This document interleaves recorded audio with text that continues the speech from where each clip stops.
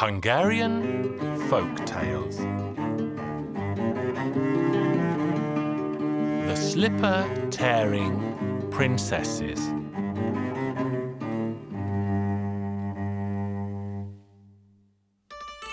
Once upon a time, there lived a king who had 3 daughters. Each of them wore and tore 12 pairs of slippers every single night. Finally, the king could not supply them any longer with footwear, so he issued a declaration across the land. He declared that anyone who could tell him where his daughters wore out their slippers every night would receive a very attractive payment as reward. The king had a young lad who worked as a shepherd. As he was grazing his flock of sheep one day, he suddenly decided to visit the royal palace. When he arrived, he told the king his reasons for coming. "Your Majesty, I shall find out where your daughters go every night." "All right, go ahead, and if you are successful, you'll get a rich reward." The king sent the shepherd boy to sleep in the same room where his daughters slept. The lad lay down on the floor with his bag and stick and pretended to be asleep. It was around midnight when he saw an old witch fly in through the window. She produced some kind of cream or ointment which the princesses rubbed on their knees and arms. As soon as they were done, they all hopped on a broom, took all their slippers and flew out of the window. The shepherd boy watched carefully, and finally he rubbed the ointment on himself and his stick. As soon as he was done, he whooshed right after the princesses, never letting them out of his sight.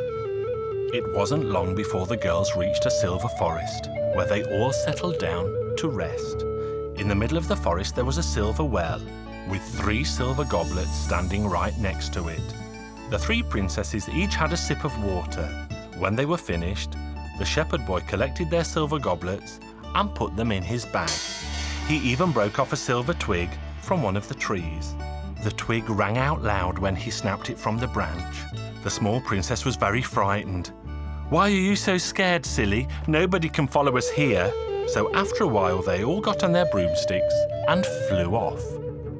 They finally reached the middle of the golden forest. There was a well made of gold with 3 golden goblets standing right next to it. Each girl took a sip of water. The lad even broke a golden twig from one of the trees. The twig rang out loud when it snapped from the branch. The smallest prince was very frightened. "Don't be such a coward. There's nobody here. Who could it be anyway?" They flew off, but the shepherd was still following them. They soon arrived at the diamond forest, where there was a well made of diamonds with diamond goblets on the side. When the princesses all had their fill, the shepherd collected the goblets, broke a diamond twig, the twig rang out loud, and the smallest princess was very frightened. "Stop being scared all the time. There's nobody following us." They got on their brooms and continued their flight. Suddenly a huge gate opened up before them from somewhere below the ground. Inside there were 12 young he-devils waiting for them, and there was music playing from the attic. The shepherd boy quickly hid beneath the table, and he kept a close watch on everything. The he-devils and the girls started to dance. As the shepherd was watching a bit more closely, he noticed that the floor of the room was covered in razor blades. It was no wonder that the slippers of the princesses were worn and torn, since they were all dancing on the razor's edges. When one was torn to shreds, they just threw it away and put on a new one.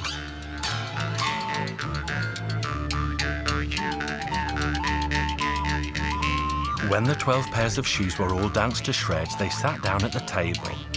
They all had a golden spoon and a fork to eat with.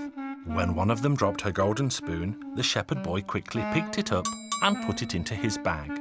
The other princess dropped her golden fork, and the shepherd boy picked it up and put it into his bag as well. When the girls were finally satisfied, they all hurried back home. But this time the shepherd boy flew faster because he wanted to get home first. By the time the princesses reached the royal palace, the shepherd boy was finally laying in front of their beds, pretending to be fast asleep. "He never even moved," the girls said. "Look, he's fast asleep."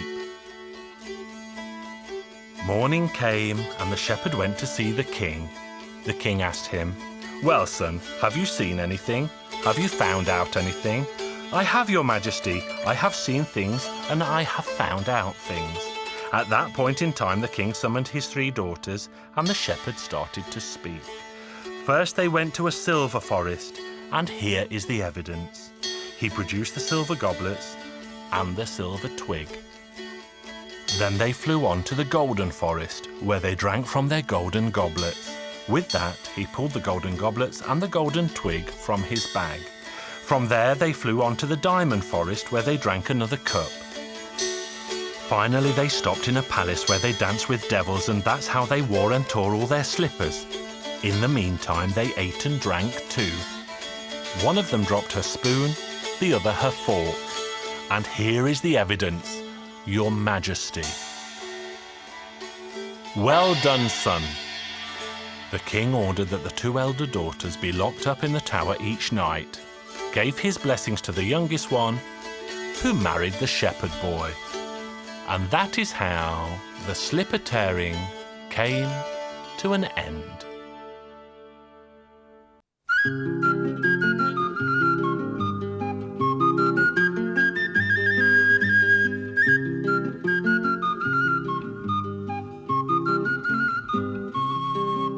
Hungarian Folk Tales. The Poor Man and His Fiddle.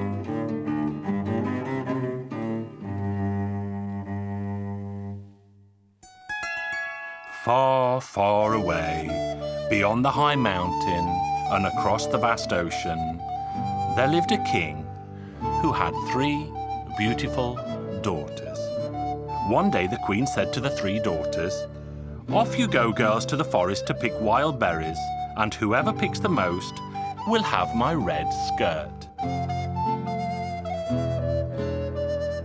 So off they went, and they picked and picked berries as fast as they could.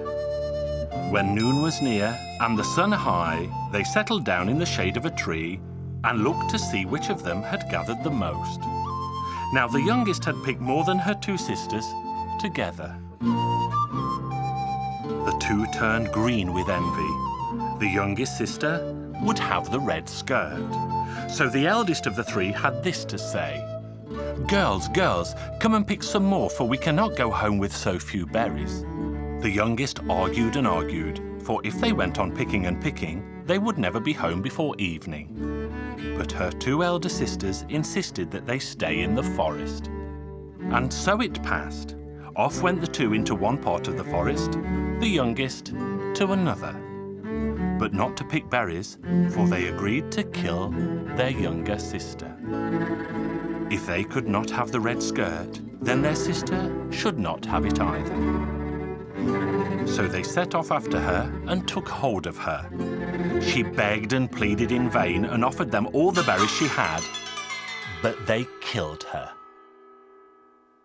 Just when they had taken her life, a blind beggar arrived with his fiddle and bow. The sisters took the fiddle off the old beggar, placed their dead sister inside it, and hid the fiddle in a hole in a tree. Home went the girls and were asked where their sister was. Of course, they didn't know. They warned her again and again not to stray into the forest, but she didn't heed them. Who knew? She may have lost her way or even been killed by robbers who live in the forest. In the meantime, a poor man went off to the forest to cut himself some timber. He chopped down the very tree in which the body of the little princess had been placed. The poor man was astonished to see a fiddle spring out of the tree. He took the fiddle into his hands and started to draw the bow on the fiddle, across and up, just like the gypsies did. Now this fiddle was a fiddle that did not just make music, it sang as well. Draw the bow, good and slow, my good fellow, my good fellow. Harm it not, for the fiddle is me. The fiddle you play is Princess Betty. Goodness me, thought the poor man. This fiddle must have a spell on it. Now's my chance to seek my fortune, for a fortune it will be if someone pays to hear this wonderful song. Off set the poor man to wander the whole wide world and earn so much money that an entire cart could hardly suffice to carry it after him. On his travels he came to the town of the king, whose youngest daughter met a death so cruel. He stopped outside the king's palace and began to play his fiddle. The king heard the wonderful melody and asked a servant to order the fiddler into his palace. The servant ran out and delivered the message, but the musician replied that not one step would he take, for he had more money than the king himself. Back ran the servant to report what the musician had said. There was nothing for it. The king himself stepped out and invited the musician into his palace to play for him. So often did he ask that the musician went in, tapped on the fiddle twice, and started to draw the bow.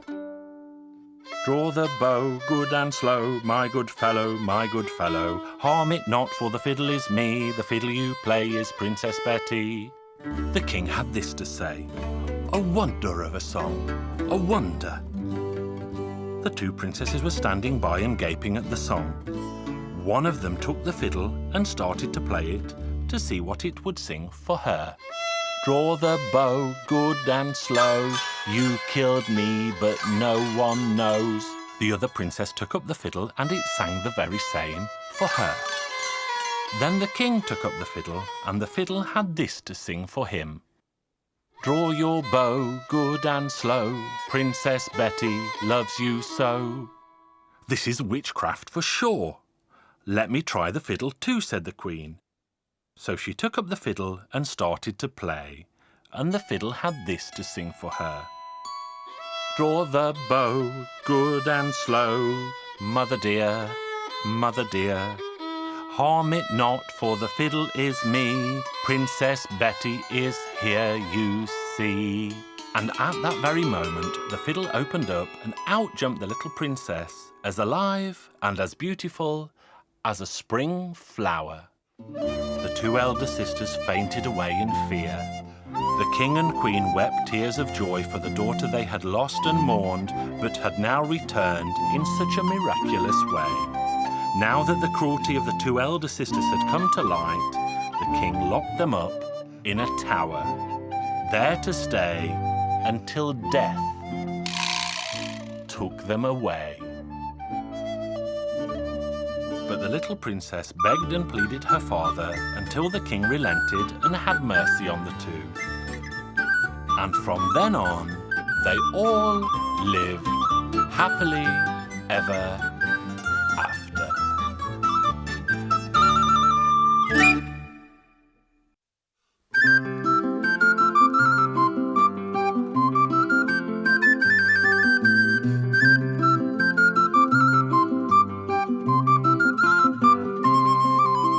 Hungarian Folk Tales. Wooden Peter.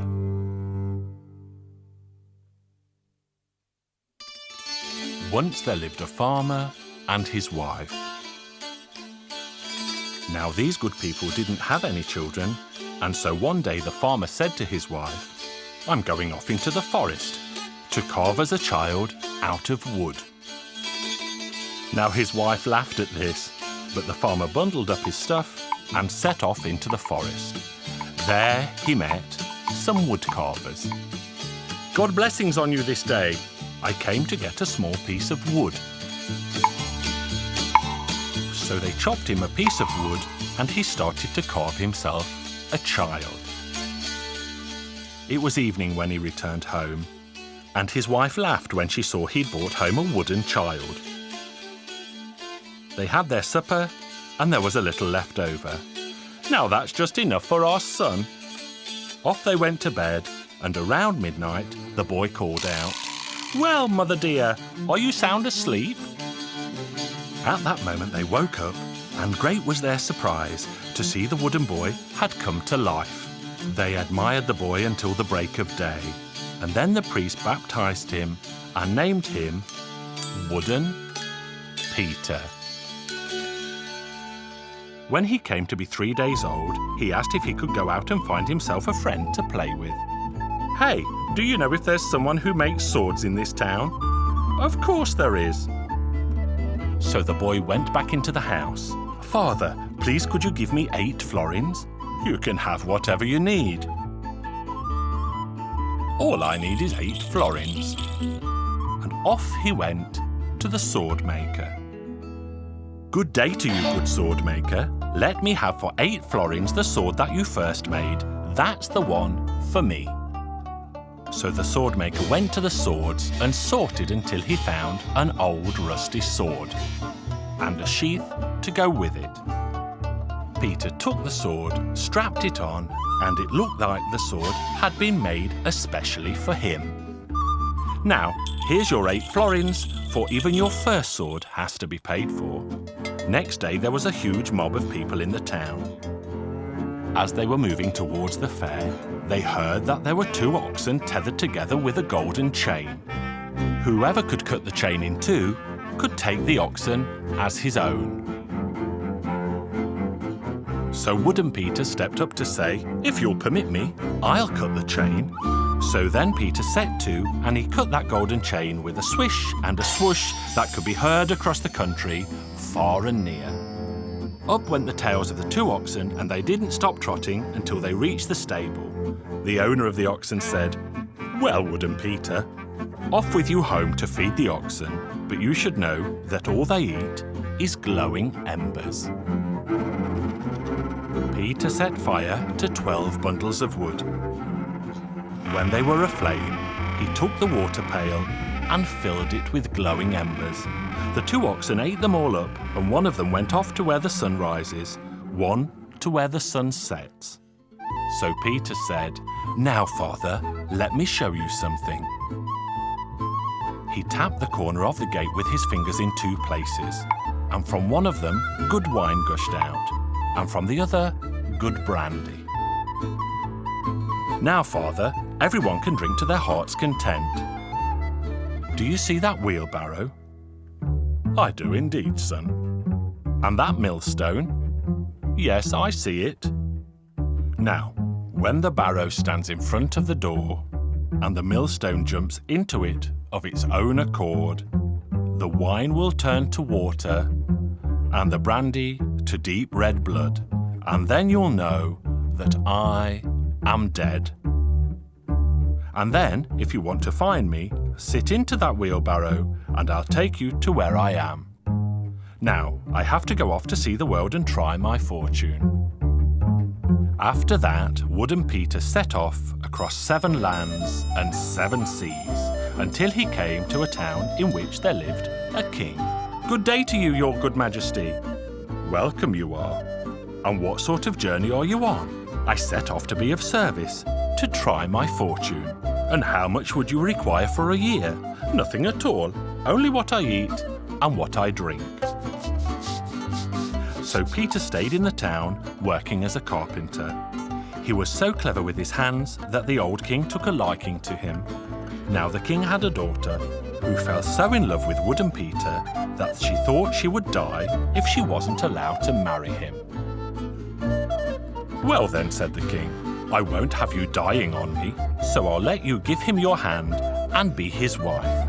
I'll announce a great wedding feast, and you'll live as husband and wife." One day the king received a letter telling him to gather together everyone in the land to go off to fight in the war. When the king saw this, he began to weep. "Now, good Father Majesty, do not weep, for I'll go alone to the war." "My son, what can you do alone? You'll be like a gnat against a bison."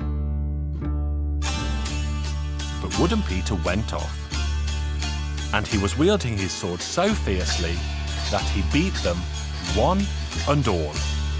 But then he stumbled, and that's how they defeated him. As quickly as they could, they buried him in the ground. In the morning, as the light was dawning, the barrow went to the door.